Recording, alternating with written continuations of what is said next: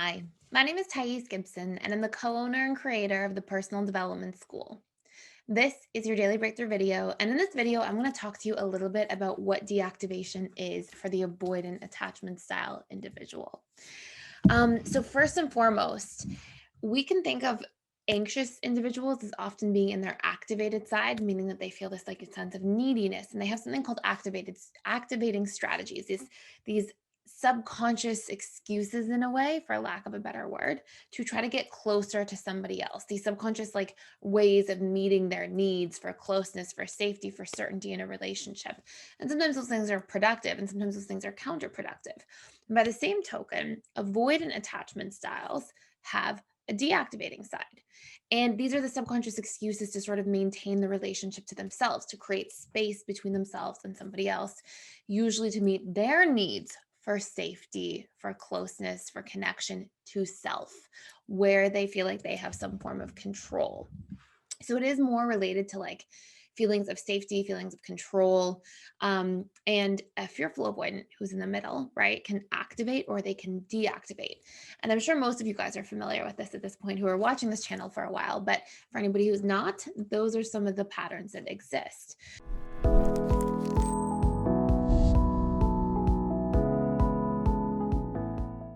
Now, why these things happen are because of two key reasons. Number one, we have needs that we're trying to meet. And when we're in a triggered mode, usually it's because a need is unmet that we become hyper focused on. So maybe, for example, a pattern shifts in a relationship and an anxious, preoccupied individual says, "Oh my goodness, why is the pattern changing? What does this mean? I feel a lack of certainty now. Where are we at? What if the love and connection is gone?" So those unmet needs spark a behavioral coping mechanism. But this is doubled down on essentially when we also have some kind of painful narrative that exists. Now, we get these narratives because of past imprints, because of unresolved traumas emotionally from our past.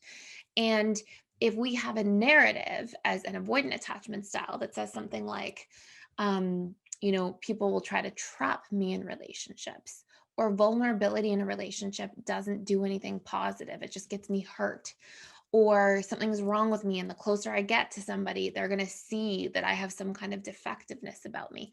If we have any kind of painful imprints like that, now we have this unmet need. And in the case of an avoidant attachment style, that unmet need may be something like independence, autonomy, safety, control. And then that's coupled with this belief that somebody in a relationship or somebody close to me is trying to take that away. They get closer to me, I'm not going to have my autonomy or independence. They are, they're requiring more vulnerability in the relationship. That's unsafe. It's taking away my safety. So, this unmet need combined with this painful belief or narrative somebody has that, again, comes from a past experience because maybe in childhood, whoops, there goes my microphone. Sorry. Because maybe in childhood, that's what happened. Then basically this is what's going to compound in present day.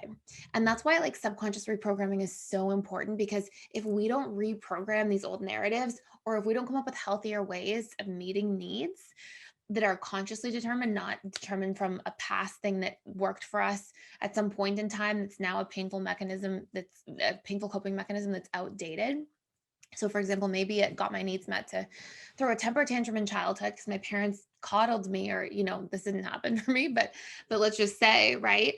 Then I go into my adult life and I just throw temper tantrums everywhere. It's an outdated strategy. It doesn't work as an adult just because it worked as a child. Just like maybe avoiding vulnerability in childhood was some kind of thing that was okay, and kept you safe if you didn't have emotionally available caregivers. But maybe if you want to have successful relationships in your adulthood, you have to sort of come back into balance and have a healthy amount of vulnerability. So we have these unmet needs and then we have these narratives. And so this is what deactivation is basically made up of: the triggering of some kind of fear of a need not being met, combined with some kind of painful story we tell ourselves. So you can imagine maybe a dismissive avoidant is going through their work week and they're just not getting enough time alone, and they're not kind of like re-equilibrating and coming back into balance and feeling recharged. And then somebody says, "Oh, let's spend the whole weekend together and go away." And maybe they really care about this person in a relationship, but then they go, "More of my independence and autonomy are going to be gone." And then they start telling a story. oh my goodness, this person expects so much from me.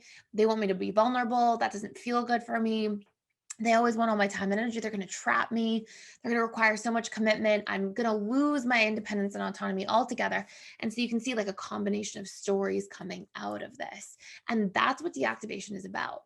Now, the interesting thing about this is that when somebody's in a deactivated mode, usually what they don't realize is that there are stories that they're telling themselves that are literally untrue, that are solvable problems, because somebody can say, hey, you know what? I've had a really busy work week. I feel a little bit exhausted. Let me like really spend some time on Friday evening and all day Saturday properly recharging and just really spending some time to myself and kind of like regaining my balance and that time. And then why don't we have, some time together on Saturday evening? And maybe I'll even need Sunday to myself still as well. But Sunday evening, I'll put like my phone away. We'll just be really present with each other. We'll have a great time. So there's ways of like getting clear. Oh, these are my unmet needs. And then also being able to go into that dynamic and say, okay, and my stories are not necessarily true. Like the person's probably, if we really look and we hold that story into the light, the person probably isn't coming into the relationship dynamic going, I can't wait to trap them all weekend, or I can't wait to make them vulnerable so they feel unsafe. Like, those are none of the intentions. That's not what's actually happening. Somebody just wants to spend more time together, and you are afraid of what that means to your needs. And then you create a narrative about it and blame the other person. But it's a solvable problem if you can get clear about what your needs are that you're trying to protect, if you can come up with healthier ways of getting those needs met, like what properly recharges you or equilibrates you significantly more quickly. And then let me also question these stories I have about my partner or loved one trying to trap me, trying to take my time, trying to, make me commit, and I'm going to lose my relationship to myself accordingly. So we have to like sort of question some of these things. Now, I have an incredible tool. It's like my favorite tool inside PDS. It's something I've used on my entire healing journey. It's called the emotional processing tool. It's our tool for self-soothing. It's our tool for dealing with basically any time we're triggered, whether we're in a deactivated mode, an activated mode, whether we have something that triggers us throughout the day, anything like that. And that tool is in the first course I always recommend everybody takes inside PDS. It's called the Emotional Mastery and Belief Reprogramming course. And it helps us identify what this stuff is made up of, understand where these wounds come from, what you can do about them, and then actually take the steps to create significant change very quickly. And doing this repetitively also reprograms this stuff, because it stops it from coming back as we fire and wire new ways of approaching things as these old neural pathways and old patterns atrophy over time. So if you want to check that out, I'll put a link in the description box below to check out the all access membership pass.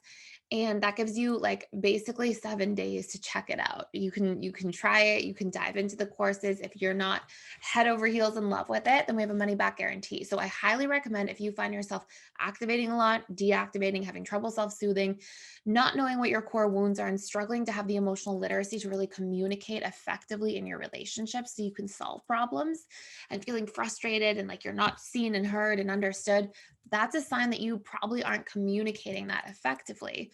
Yes, it can also be that somebody is not hearing you very well, and not emotionally available, but it can also be that we're having a difficult time really facilitating healthy communication in a relationship. So I highly recommend checking that course out first. If you're struggling with any of those things above, it helps you identify your needs, all those different things. And you can do a deep dive, check it out. And let me know any other questions you have in the comments below here.